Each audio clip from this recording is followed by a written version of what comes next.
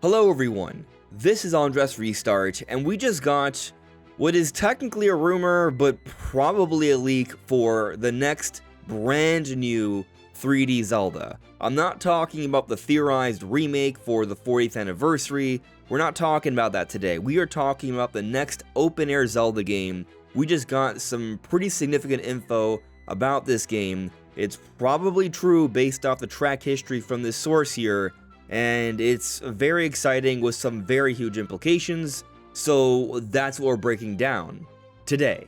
But before jumping into things, let me just say that I have this goal to reach 60,000 subscribers, so if you find yourself enjoying my videos, subscribing if you haven't already, liking, commenting, it all makes a big difference. I would very much appreciate it. So this probably true Zelda leak is coming from Special Nick of the Xbox Era podcast. I've covered him several times before, and each and every time, when he's talked about Nintendo, it has proven true. I remember the first time I talked about a leak from Special Nick regarding Nintendo, and it had to do with Metroid Prime 4 Beyond, and it being big and open. This is before we knew about it being called Metroid Prime 4 Beyond. This is before we had any gameplay. He described what Metroid Prime 4 would be like, and as we have now gone the game and played through it all, what he described was absolutely the case. From the get-go, he said the game was not going to be open world, but they would have some big areas, and yes, that is Metroid Prime 4 Beyond. But perhaps what's more compelling is what he said about the launch plans regarding Nintendo Switch 2, about the pricing structure, about the launch period, about the Mario Kart World Bundle. All of that was 100% correct, and a lot of people found it doubtful at the time, but that was the information Special Nick had shared early on in this year of 2025, and that has all also been proven entirely true. But most recently, what he had shared is that Nintendo would be remastering Super Mario Galaxy 2. This was ahead of the Mario 40th anniversary announcement, and well, that also turned out to be true. Nintendo did remaster Super Mario Galaxy 2. They enhanced the textures, they increased the resolution, they added HDR support. The game was remastered for Switch 2 for Mario's 40th anniversary. And so Special Nick has, at least from what I've seen and heard, a 100% track record here. So what he's hearing about Zelda, I think is absolutely something he's legitimately hearing from legitimate sources. Should we still take it with a grain of salt? Yes, because until something's officially confirmed, there's all sorts of things that could happen, delays, changes of plans, cancellations, and you never know, there's always room for misinterpretation, or maybe he finally gets something wrong. That is all a possibility, so take this with a grain of salt. That said, I do think this is probably true, probably happening, and I think it's a big deal. So what has been said about the next 3D Zelda? Well, firstly, let me just set expectations here. It's not being talked about that this project is coming out soon. It's assumed that this will be taking a few years. The same way Special Nick assumed that Metroid Prime 4 would not be open world. It's not open world, in case you don't understand how that works. It just has the desert that's a hub area, an open zone. This Zelda project probably not coming out that soon, but we have gotten some pretty big insight into what is next. So, the game is going to be in the same engine with enhancements. Now, I've already seen some people talk about this, and I think they are vastly misinterpreting this information. Same engine with enhancements does not mean same map, does not mean same story, does not mean same art. I think some people will read into what Special Nick said, and he'll talk about how this is following up Breath of the Wild and Tears of the Kingdom. Nothing what he said is about following up the same map, same art, same story. It's about following up the same technology, the same style of Zelda game in terms of it being open-air Zelda with these abilities that have a wide variety of applications in this vast world where you can do things in any order you choose. That's what's being talked about here. That framework, as expected, is what we're hearing Nintendo is doing with the next Zelda game. And so they're going to be building off the technology they established with Breath of the Wild, greatly enhanced for Tears of the Kingdom, and now are going to be enhancing even more so for his next Zelda game on far more powerful hardware, the Switch 2, which according to Nvidia, who helped to make the Switch 2 alongside Nintendo, is 10 times more powerful than the Switch, so there's a lot more they can do here with this next Zelda game. The engine for Breath of the Wild and Tears of the Kingdom was already revolutionary. Developers were just absolutely shocked at what they were able to accomplish with Tears of the Kingdom on the Switch 1. So with vastly more powerful hardware, building on this technology with enhancements, they're going to be able to do some incredible things with the next Zelda game. Now, this Zelda game is being described as a game with tears in reality. It's elaborated that there are going to be cross-dimensional puzzles. So you'll have one pocket of space and another pocket of space, two different realms, and there will be puzzles happening between them. Now, what's interesting about this is that some people might draw comparisons to the Dark World we saw in A Link to the Past, or A Link Between Worlds, or perhaps even the two different times you explore in Ocarina of Time, where there were puzzles where you would interact with one space of reality that would affect another. But the way it's being implied here, it's happening more in real time, and you may be able to do some transitioning between the two in real time. So one example brought up is a charging bull that's chasing you in one dimension, but then can hit a target, and then it unlocks something in your dimension. That may be a bit hard to picture, but I think the ultimate concept here is that something's happening in one place that causes a chain reaction in another place. Two different realities, two different dimensions. But another example, and I think this one may have even bigger implications, is how it's talked about how there can be a moving of water across dimensions here to fill a room with water that will affect objects in that room. Like if the water goes up, platforms or items in the water will rise to the surface. Or how maybe you can use water to fill up containers.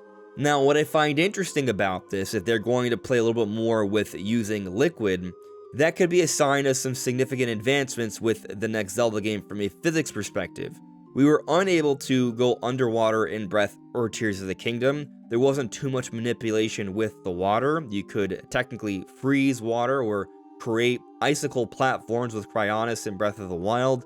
You were able to move objects that were underwater and retrieve them, but you could never go underwater or cause any sort of significant shifts in the different bodies of water throughout your adventure in Hyrule. But if there are going to be cross-dimensional puzzles where you're moving bodies of water, that is suggestive that they've made some advancements with the physics here, and there's definitely going to be more water manipulation, and this may even involve getting underwater, finally being able to swim underwater. It's been a few generations, but we may be able to do it again, except now with more powerful hardware, they can do a lot more with the physics and the mechanics and pull off some cool underwater puzzles. And that's pretty much what we've heard from Special Nick about this next Zelda game. Now, I've already said that this is not having to do with a 40th anniversary game. That is the assumption, but I'll entertain the idea for a moment here because there is this talk of cross-dimensional puzzles, and we do draw this comparison to the Dark World, or perhaps between the two different times in Ocarina of Time, and we have theorized about the Ocarina of Time remake. Could perhaps this actually be some insight into that instead, and not the next open-air Zelda that's a few years away? There's literally nothing that Special Nick indicated that would suggest that this is some sort of remake project, but actually the next big open-air Zelda game. So I'm going to assume just that it's not this remake project. But I will say, because we have heard about things that suggest this remake project could be fairly ambitious with actually changes to the overall gameplay formula, it would be interesting to see a little bit of some new puzzle mechanics and new ideas incorporated into a modernized version of Ocarina of Time. And also, like many different Zelda games, oftentimes a Zelda game can provide hints for a future Zelda game, especially in the remasters and remakes. Maybe this remake that we've been theorizing on does happen and has some hints towards the next project, which would be this one we're talking about today, this open-air Zelda with cross-dimensional puzzles. But focusing on this open-air Zelda that's likely at least a couple years away, probably a little bit more, I very much strongly believe we have seen the very end of the Wild era. It's been done to death. If Nintendo continues in this era, they will be hurting themselves here. They will be hurting the potential success for the next Zelda. Personally, I'm done with it. I think a lot of other people are done with it. I know there are many out there who really like this era, and I liked it too. And so whenever I want to enjoy it, I will go back to Breath of the Wild or Tears of the Kingdom or play its spin-offs in Age of Calamity or Age of Imprisonment. But Nintendo and the Zelda team have spent more time with this era than any other Zelda. It's now time to move on. Before this era, the Zelda team was known for moving on to a whole new art style every single time. It's definitely time to move on. It's been a long time since we've just had this art style, this version of Hyrule, these characters. It's going to be really refreshing a few years from now when they come out with this next Zelda game and it has a brand new art style, a brand new world, probably still Hyrule, we assume, but it would be a different version of Hyrule that would feel and look different and be arranged very differently, essentially a different world. And there's going to be a whole new era of Zelda characters and story, and that's going to be refreshing and interesting, and it's going to be a brand new adventure with apparently cross-dimensional puzzles. And they're going to be doing some crazy things here with this vastly improved hardware that is the Switch 2. I assume these cross-dimensional puzzles won't be the only new hook. I assume that what's being heard about here is one of a few different abilities that will impact how you explore around this next world of Zelda. Maybe it's like one of the 4 or 5 powers you're given at the beginning of the game. And maybe they repurpose others. Like in that podcast with Special Nick and Jeff Grubb, they talked about how they would love to see Ascend to come back. And I did love Ascend, but I also think that Ascend creates a lot more challenges in developing different levels and worlds because it's kind of game-breaking. It makes certain dungeons extremely easy. But I wouldn't mind a different version of that where maybe it's actually kind of like the hookshot, a modernized version of the hookshot where you can latch on to any sort of object you see within a reasonable distance, which would be a little bit better than the hookshot and the claw shots of the past because they needed particular targets. This item would be able to just latch on to most terrain and pull yourself towards that, and so you will be able to advance quite quickly, but not go through the bottom surface of a mountain and get to the very top immediately. So it wouldn't be so game-breaking where you can cheat through entire dungeons that way, but it would be a really cool ability that would be fun to play around with and would certainly increase the speed of progression throughout the environment. I think that would be a nice replacement for Ascend that would also be a callback to the hookshot from prior Zelda games. And expanding upon this concept a little more, something that was very cool about the abilities in Breath of the Wild and Tears of the Kingdom is that they did have a wide degree of application that you can use in different environments and situations, but oftentimes you could even combo them together to do even more cool things. So in this example I'm bringing up of maybe a more advanced progressed hookshot, imagine being able to use that in conjunction with this cross-dimensional ability where perhaps you're opening portals where you can use your hookshot to hookshot over to another realm or pull something from another realm to you. There could be some combination of powers there, and the more I think about it, I almost feel like they kind of have to do this now. So I might even be predicting that the hookshot is gonna make a comeback in some way because this interplay between these two different abilities would just make so much sense for the cross-dimensional puzzles we were hearing about here.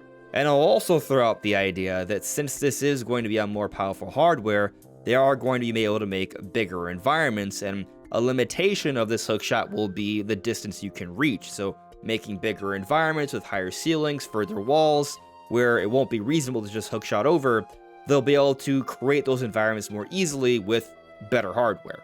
And going back to this idea of there being more interaction with underwater in the next Zelda, I would really like to see more exploration of the water in the next Zelda game. I feel like with Tears of the Kingdom, there was a lot of potential to really build on water exploration, and they didn't really do that much. You could create different vehicles that you could use to traverse the water, but it was these same areas we had in Breath of the Wild, just with a couple other little things thrown in. I would love to see like an actual significant new body of water to explore, where there's some legitimate sailing around and going underwater as well, looking for treasure and things of that nature.